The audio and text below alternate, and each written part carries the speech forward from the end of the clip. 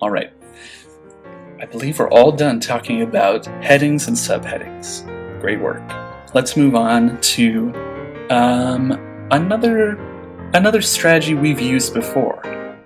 This strategy is the one where before we totally read something, we read the first sentence of each paragraph. I would like to ask you, why do you think we read the first sentence of each paragraph when we skim? I told you this once before, I believe. If you can't remember, that's okay. Put your best guess in, and don't worry, I'm not going to be grading this one to see how perfectly right you are.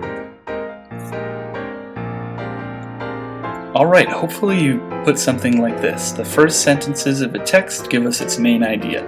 The rest further explains it. That's the answer.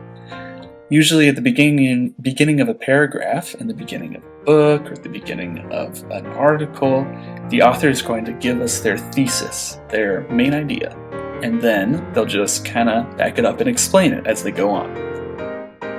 Let's take a look at this example. I was only 3 when I first smelled the fresh, damp soil of Grandma's garden. Somewhere inside me a seed of love sprouted and began to grow. Okay, so what is the main idea here? I was only 3 when I first smelled the fresh, damp soil of Grandma's garden. Okay, it seems like a kind of a nice description of the garden. Somewhere inside me a seed of love sprouted and began to grow. That also seems very nice. All of this seems very positive about, it looks like, gardening. So we could guess that the main idea of the article that this is from, is that gardening is good. Or maybe it's that nature is beautiful. Or that spending time with your grandma is very important. We don't know it exactly, but we can make a pretty good guess. Let's do a little practice. There once was an Aztec emperor in Tenochtitlan. He was very powerful. This was a real place. I did not make this one up. I'd like you to tell me, what do you think the main idea of this one is? I have to tell you right up front, this one's not going to be a super complicated answer. So, if it seems very obvious to you, you're probably correct.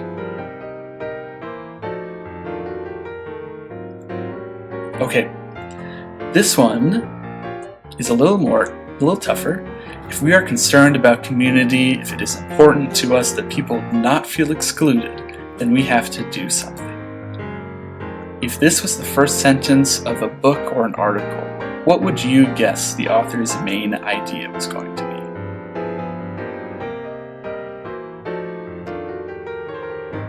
Alright, we've taken a look at headings and subheadings and how those help us see the author's purpose. We've taken a look at the first sentences of paragraphs and how those help us see an author's main idea. Now we're going to look at the POV. Now POV stands for point of view. We talk about this in fiction a lot. Remember, fiction is anything that is not real, a made-up story. When we talk about point of view, we're saying first person, second person, third person. But right now, in nonfiction, point of view is just another word for opinion. So if you said the author's point of view is that chocolate ice cream is the best, then that's the same thing as saying the author's point of view, or the author's opinion is that chocolate ice cream is the best. We can figure out an author's point of view on the topic by reading their work. Now, I mention this because in the last 2 things we did, looking at the headings, looking at the first sentences, they were sort of shortcuts for us to get a basic idea of what the author was getting at. We can't really discover a point of view super well unless we read the whole thing. So I'm going to show you a few short examples of how to do this. Let's take a look at this example. I was only 3 when I first smelled the fresh, damp soil of Grandma's garden. Somewhere inside me a seed of love sprouted and began to grow. Maybe you'll recognize this is an example that we used earlier, I think in yesterday's video. Okay, let's read through. I was only 3 when I first smelled the fresh. Okay, so fresh kind of has a positive connotation there, right? It makes us feel good. Damp. Well, it could have been a different word like moist or wet or soggy. I feel like damp is a little bit better than those, so we'll give that positive connotation. And then soil, I would say soil is better than dirt or mud. As you look at these words, it's important to think about, okay, what word could the writer have used instead? In this case, I think soil was a good choice, and that makes us feel a sort of positive feeling. Okay, of Grandma's garden. Now, Grandma's garden, when we think about grandmothers, that's often a good memory. Maybe not for everybody, but for the majority, we would say that this gives us a positive feeling. Let's move on. Somewhere inside me a seed of love. Alright, love is a good word. Sprouted and began to grow. I feel like for these, when asked the question, what does the author think about gardening?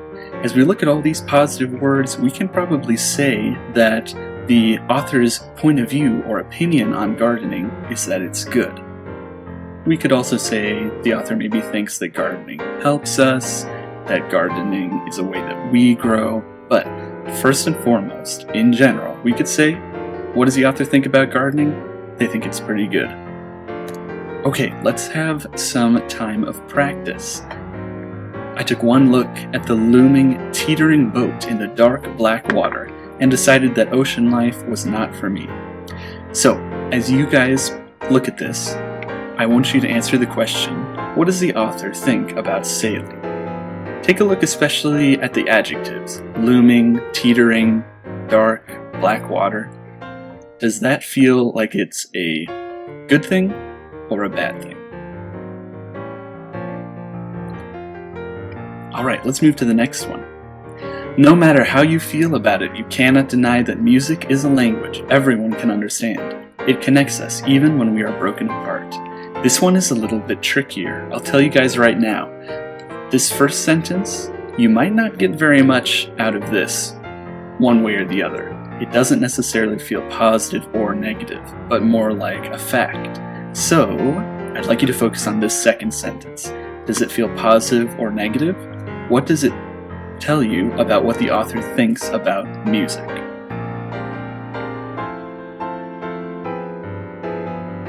Excellent work. Alright, we've reached the end of this lesson. So, to review, first we talked about headings and subheadings, and how those help us quickly discover the author's basic purpose in a piece of nonfiction. Then we went on to talk about the first few sentences. When we skim through, we read the first few sentences of each paragraph, and that helps us quickly discover the author's basic message. Lastly, we just talked about the point of view, or the author's opinion, and how that shows us how the author feels. This is one thing that we really have to read the whole piece of nonfiction to understand, not something that we can use as a shortcut. Alright, 7th grade, excellent work on this. I'll talk to you again tomorrow.